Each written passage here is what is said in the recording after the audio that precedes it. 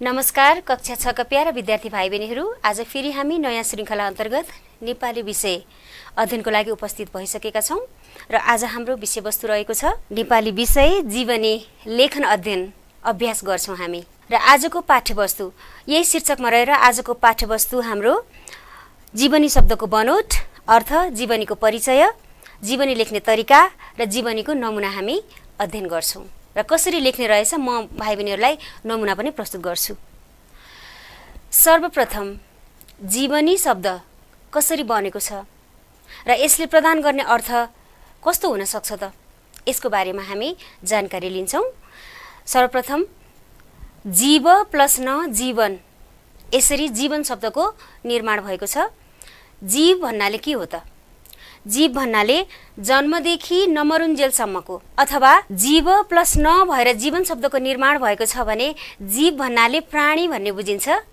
र प्राणी भनेको के हो त? जसमा प्राण छ त्यसलाई चाहिँ प्राणी भन्छौं, जो जीवित छ भने त्यही जीव शब्दमा न प्रत्यय जोडेर जीवन शब्दको निर्माण भएको छ। र जीवन शब्दको अर्थ हुन्छ जन्मदेखि मृत्युसम्मको अवस्था, र जसलाई हामी जिन्दगी पनि भन्ने गर्छौं भने त्यही जीवन शब्दमा ई प्रत्यय लागेर जीवनी शब्दको निर्माण भएको हो भने अब जीवनी भनेको के हो त? जीवनभर गरेका काम कुराको क्रमबद्ध लेख वा कथन, जीवन चरित्र चाहिँ जीवनी हुन्छ भने नेपाली साहित्य अध्ययन गरिरहेका छौं। अब जीवनी कहाँबाट आयो त? वास्तवमा साहित्य भन्नाले कथा, कविता, निबन्ध, जीवनी आदि चाहिँ आदिको समष्टि रूप चाहिँ साहित्य हो भने नेपाली साहित्यको अध्ययन अन्तर्गत यही महत्त्वपूर्ण विधाको रूपमा जीवनीलाई हामीले आज समेट्न खोजेको र यसको अर्थ अनि यसको बनावट हामी अध्ययन गरिरहेका छौं भने यो जीवनी किन लेखिन्छ, कस्तो व्यक्तित्वको चाहिँ जीवनी लेखिन्छ त, अनि यो जीवनी साँच्चै किन पढ्न जरुरी छ त भन्ने प्रसङ्गमा हामी जोडिरहेका छौं। यसको लागि स्लाइडमा पनि मैले देखाएको छु, भाइ बहिनीहरूले आफ्नो टेलिभिजन स्क्रिनमा हेर्नुहोला। र जीवनी कस्तो व्यक्तित्वको लेखिन्छ त भन्नको लागि समाज, राष्ट्र वा विश्वको लागि महत्त्वपूर्ण योगदान दिने व्यक्ति जो चाहिँ अनुकरणीय हुन सक्छन्, जसले समाजलाई अभिप्रेरणा प्रदान गर्न सक्छन्, त्यस्ता व्यक्तित्वको जीवनी लेखिन्छ र जसलाई हामीले जो भावी पुस्ताका लागि प्रेरणाका स्रोत बन्दछन् पनि भन्न सक्छौं। र क्लिपमा लेखेका कुराहरू एकचोटि दोहोऱ्याउँ है त हामी। समाज, राष्ट्र वा विश्वको लागि महत्त्वपूर्ण योगदान दिने व्यक्तिका जीवनी लेखिन्छ जो भावी पुस्ताका लागि प्रेरणाका स्रोत बन्दछन्, जस्तै Laxmiprasad Devkota, Dayavir Singh Kansakar, madam Curie, Charles Darwin अनि प्रेरणाकी स्रोत हेलेन केलर। यी व्यक्तित्वहरू अवश्य पनि नाम सुन्नुभएको छ यहाँहरूले। महाकवि देवकोटा भन्दाखेरि नेपाली साहित्यका महान स्रष्टा, जसले अनगिन्ती काव्यकृति लेखेर नेपाली पाठकको साहित्य अध्ययनको क्षुधा शान्त गर्नुभएको छ। यसै गरी म्याडम क्युरी, हामीले वैज्ञानिक म्याडम क्युरीको प्रसङ्गलाई पनि यहाँ लिन सक्छौं। त्यस्तै गरी क्लारा जेटकिन, अब एवं रीतले सन्दुक रुइद जो राष्ट्रिय व्यक्तित्व हुनुहुन्छ, उहाँहरूले साँच्चै या मानव समुदायको संरक्षणका लागि, मानव समुदायको कल्याणका लागि महान कार्य गर्नुभएको छ। त्यसैले त्यस्ता व्यक्तित्वहरूको जीवनी, उहाँहरूको जीवनभरको गाथालाई अत्यन्त सिलसिलेवार तरिकाले लिपिबद्ध गरेको छ, जसको अध्ययन पश्चात सम्पूर्ण व्यक्तित्वहरूलाई आफ्नो गन्तव्यको लागि मार्ग निर्देशन भएको अनुभूत हुन्छ। मलाई लाग्छ यो कुरा चाहिँ भने यही प्रसङ्गलाई अझै जोड दिन चाहे मैले। र जीवनी किन लेखिन्छ र किन पढिन्छ भन्ने कुरालाई अलिकति हामी बृहत रूपमा जाउँ न त भने यस प्रसङ्गलाई दोहोऱ्याउँदाखेरि वास्तवमा सामाजिक, राष्ट्रिय एवं अन्तर्राष्ट्रिय जगतको कल्याणका लागि समर्पित व्यक्तित्वको योगदानको कदर गर्दै जीवनी लेखिन्छ भने उहाँहरूको सङ्घर्ष, उपलब्धि, स्वभावगत चरित्रले पाठकलाई जीवनमा अघि बढ्ने उत्प्रेरणा प्राप्त हुन्छ अथवा प्रदान गर्दछ। र वास्तवमा जीवनी कुनै पनि एउटा कोठामा बसेर चाहिँ लेखिँदैन। कुनै पनि स्रष्टा, कुनै पनि वैज्ञानिक, कुनै पनि दार्शनिक, यस्ता व्यक्तित्वहरूको जीवनभरिको महत्त्वपूर्ण गाथा भन्यौं हामीले, ती गाथालाई यथार्थपरक ढङ्गमा उल्लेख गरिन्छ, वास्तविकता आउँछ त्यहाँ।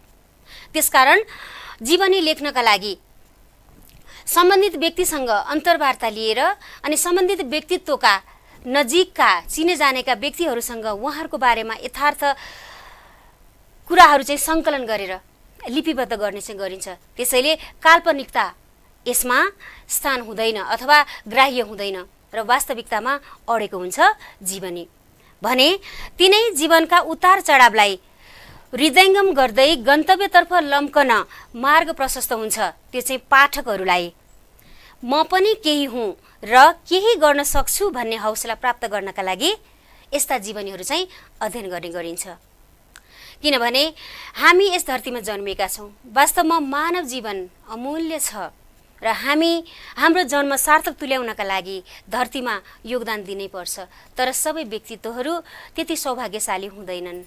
त्यसकारण अरबौं मानिसहरू जन्मिएका छौँ। सायद 10,000 अथवा 50,000 व्यक्तित्वहरू हुनुहुन्छ जसलाई हामीले कहिले पनि बिर्सन सक्दैनौँ। हो यस्तै महान कार्यमा आबद्ध रहने व्यक्तिहरू नै जीवनीका हकदार हुन्छन्, जीवनीका विषयवस्तु बन्छन् र यस्तै विषयवस्तु बन्ने कोसिस गर्छौँ हामी र त्यसको लागि अभिप्रेरणा जगाउने उद्देश्य नै हो जीवनी अध्ययनको। भने यस्ता जीवनीहरू खास गरी भनियो भने आफ्नो क्षेत्रमा सुख्याति कमाइसकेपछि जीवनी बन्दो रहेछ।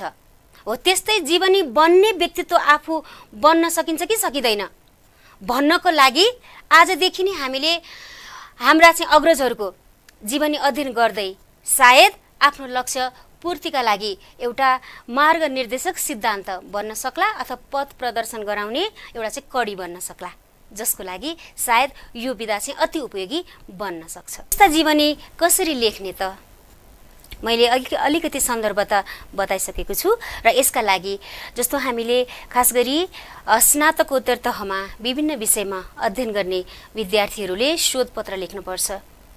यो चाहिँ फ्याकल्टी अनुसार स्ट्रिम अनुसार 50 अङ्कको अथवा 100 अङ्कको हामीले शोधपत्र अथवा हाम्रा टिचरहरूले शोधपत्र लेखाउनुहुन्छ र त्यसमा यिनै स्रष्टाहरू यिनै महान व्यक्तित्वहरूको गाथाहरू चाहिँ उहाँहरूले खोतल्नुहुन्छ है। त्यहाँ चाहिँ विद्यार्थी स्वयं अग्रसर रहन पर्यो। विद्यार्थीको प्रयत्नले महान व्यक्तित्वहरूको ती यथार्थतालाई चाहिँ लिपिबद्ध हुन्छ भने त्यहाँसम्म पुग्नको लागि हामीले साना साना कसरतहरू गर्नुपर्छ र त्यो कसरत चाहिँ हामीले कक्षा 6 देखि प्रारम्भ गर्न खोजेको हो। त्यसैले अहिले मेरा साना प्यारा भाइ बहिनीहरूले जीवनी लेख्नका लागि कुनै स्रष्टा, कुनै दार्शनिक, कुनै विशिष्ट व्यक्तित्व खोजिरहनु पर्दैन। भाइ बहिनीहरूलाई नमुनाको रूपमा बुदाहरू निर्देशित व्यक्तित्वको जीवनी लेख्नको लागि बुदाहरू चाहिँ उल्लेख गरिएको हुन्छ। उक्त बुदाहरूलाई हामीले समायोजन मात्रै गर्ने हो, मिलाउने मात्रै हो। त्यसकारण अब त्यो मिलाउनको लागि पनि प्रक्रिया छ, तरिका छ।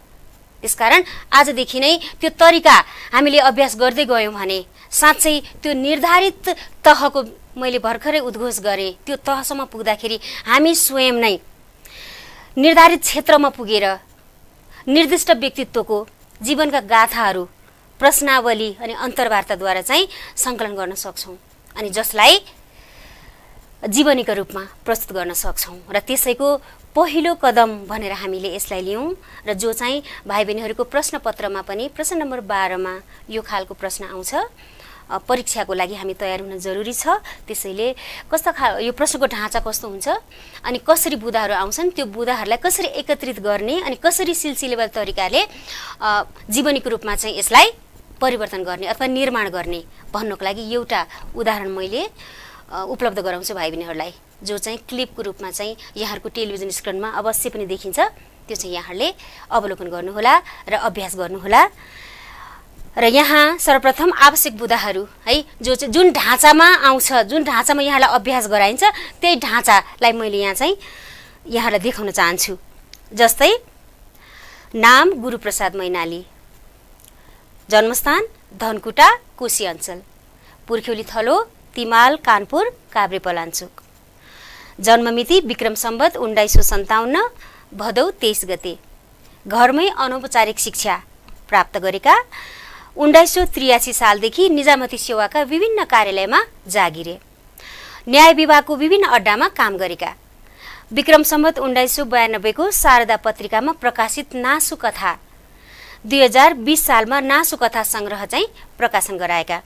सामाजिक विषयवस्तुमा कथा लेखेर नेपाली कथा साहित्यमा आधुनिकता भित्र्याउने कथाकार। यसैगरी कथाहरूमा गाउँ र गाउँले समाजको यथार्थ चित्रण, कथामा रोचक वर्णन र मन छुने बोलीचाली भएका पात्रहरू। कथाको उद्देश्य एउटा नमुना वा आदर्शको स्थापना गरी समाज सुधार गर्ने। मृत्यु विक्रम सम्वत 2028 साल जेठ 25 गते काठमाडौँको आर्यघाट। उनकै नामबाट मैनाली कथा पुरस्कार स्थापित। यो चाहिँ कथाकार गुरुप्रसाद मैनालीसँग सम्बन्धित यथार्थताहरू भए, बुदाहरू भए।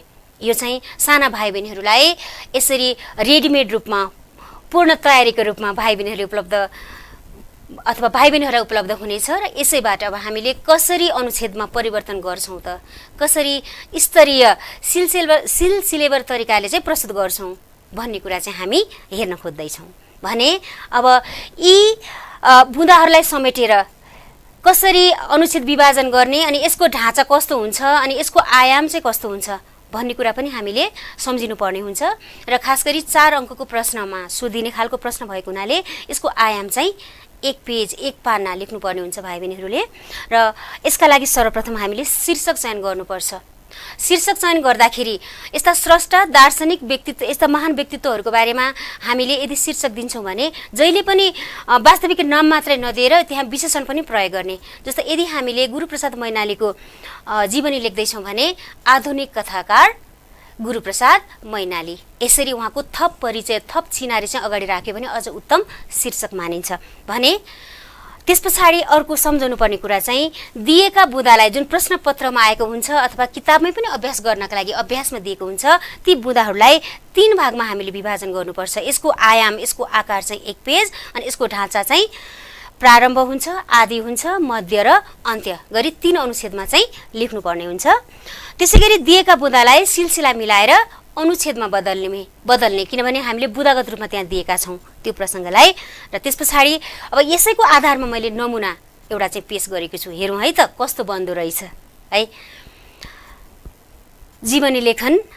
यसलाई हामीले नमुनाको रूपमा प्रस्तुत गर्दैछौँ। जुन कुरालाई मैले उद्घोष गरेँ त्यो कुरालाई चाहिँ भाइ बहिनीहरूलाई दृष्टान्तको रूपमा टेलिभिजन स्क्रिनमा चाहिँ अगाडि आइसकेको छ, यहाँहरूले ध्यान दिएर हेर्नुहोला। कथाकार गुरुप्रसाद मैनाली। आधुनिक कथा लेखनको क्षेत्रमा गुरुप्रसाद मैनालीको नाम विशिष्ट रहेको छ। विक्रम सम्वत 1957 साल भाद्र 23 गते धनकुटामा जन्मिएका मैनालीको पुर्ख्यौली थलो काभ्रेपलाञ्चोक जिल्लाको तिमाल कानपुर हो। घरैमा अनौपचारिक शिक्षा प्राप्त गरेका उनी प्रथम आधुनिक कथाकारको रूपमा चिनिन्छन्। जीवनयापनका क्रममा विक्रम सम्वत 1983 सालदेखि निजामती सेवाका विभिन्न कार्यालयहरूमा जागिरे रहँदा न्याय विभागको अड्डामा काम गरेका थिए।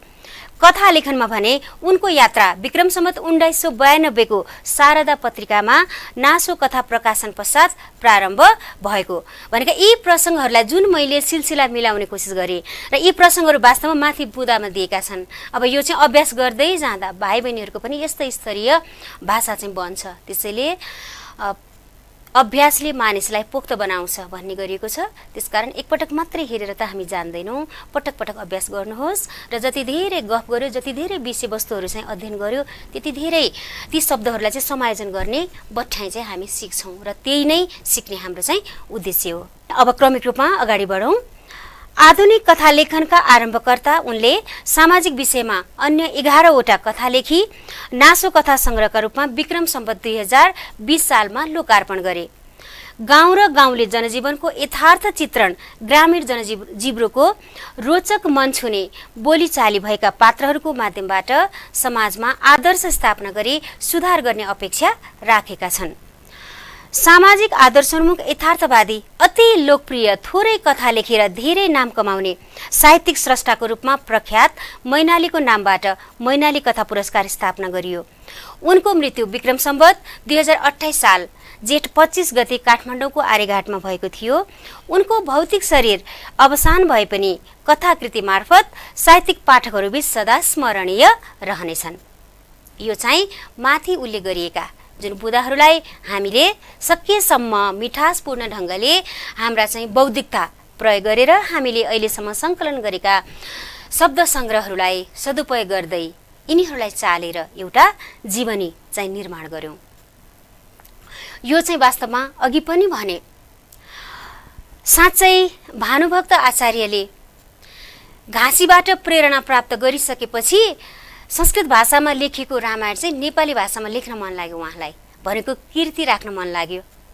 होलसेलमा जन्मिएर होलसेलमै मृत्यु भयो भने जीवनको सार्थकता चाहिँ ठहरिँदैन अरे, किनभने यो प्रकृति अनि यहाँका प्राणीहरूलाई समन्वयात्मक ढङ्गले परिचालन गर्नको लागि प्रकृतिले पनि उच्च मस्तिष्क भएको मानवलाई चाहिँ जन्माएको हो भन्ने गरिन्छ भने यो जुन एउटा प्राकृतिक रूपमा प्राप्त गरेको विशेषता गुण छ यसलाई चाहिँ हामीले प्रयोग गर्नुपर्छ है। यसका लागि साँच्चै मेरा भाइ बहिनीहरू आगामी दिनहरूमा आफ्नो भविष्यमा यस्तै सुनौला अक्षरले इतिहासमा नाम लेख्ने बन्न सक्नुहोस्, यो चाहिँ मेरो शुभेच्छा।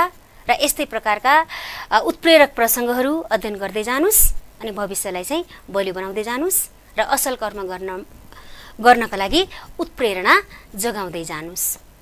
अब यसपछि आजको योजना अनुसारको प्रसङ्गलाई मैले यहाँ उल्लेख गर्दाखेरि जस्तो जीवनी शब्दको अर्थ बनावटको प्रसङ्ग ल्याएको थिएँ, त्यस पछाडि जीवनीको चिनारी अनि किन लेखिन्छ अनि कसरी लेखिन्छ भन्ने प्रसङ्ग आएको थियो र यस सन्दर्भमा मैले जति पनि जानकारी भाइ बहिनीहरूलाई दिएँ त्यसकै आधारमा मैले गृह कार्य पनि यहाँ बनाएको छु र दोस्रो व्यक्तिहरूको जीवनी त हामी उत्प्रेरक प्रसङ्गको लागि अध्ययन गर्दछौँ भन्ने प्रसङ्ग आयो भने अब यो चाहिँ जीवनी लेखनको पहिलो प्रयत्न भाइ बहिनीहरूको भएको हुनाले हामी विशिष्ट वर्ग अहिले नखोजौँ अथवा हामी अन्तर्राष्ट्रिय स्तरका अथवा दार्शनिकतिर नजाउँ भने गृह कार्यक्रममा मैले यहाँ सोधेका जुन प्रश्नलाई एकचोटि मनन गर्नुहोस् है त।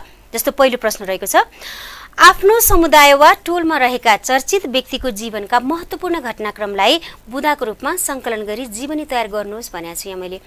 जस्तो अघि हाम्रो चाहिँ जुन व्यवस्थापित अथवा व्यवस्थापन गरिएको जुन एउटा जीवनीको ढाँचा मैले दिएको थिएँ नि, बुदाको ढाँचा, त्यही ढाँचामा नआउन सक्ला, उहाँ चाहिँ साहित्यिक स्रष्टा नहुन सक्नुहोला अथवा वैज्ञानिक नहुन सक्नुहोला।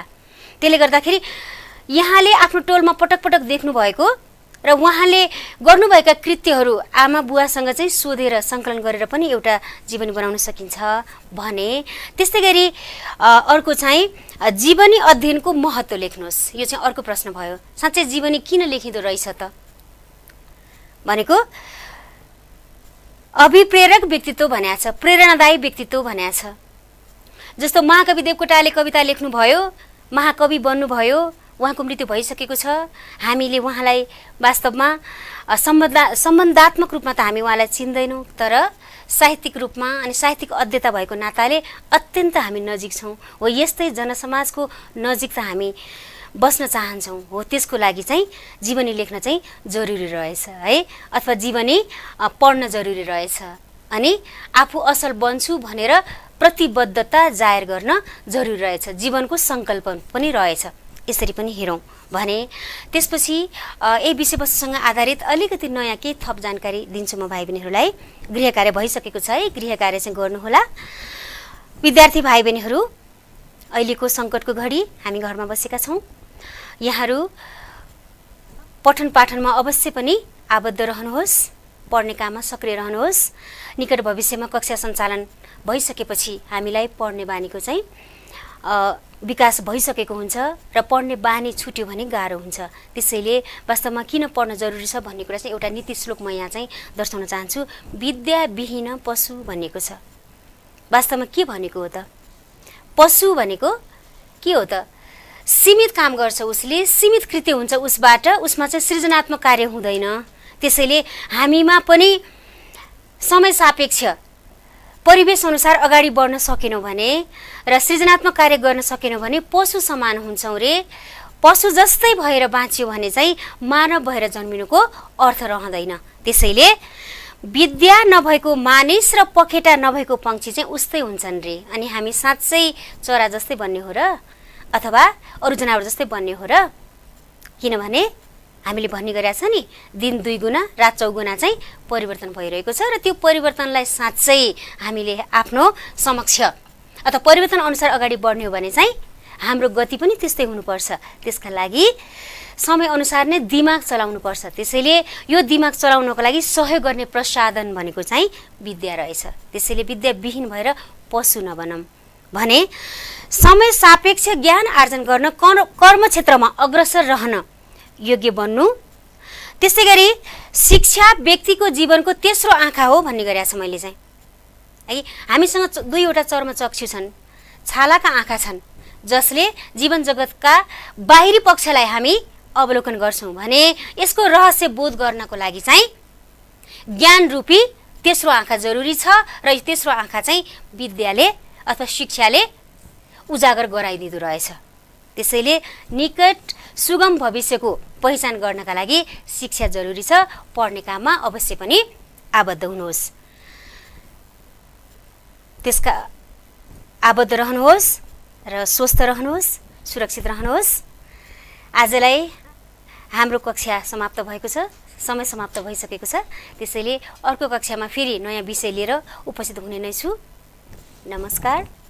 आजको कक्षामा यहाँले मेरा कुराहरू सुनिदिनु भयो, धेरै धेरै धन्यवाद।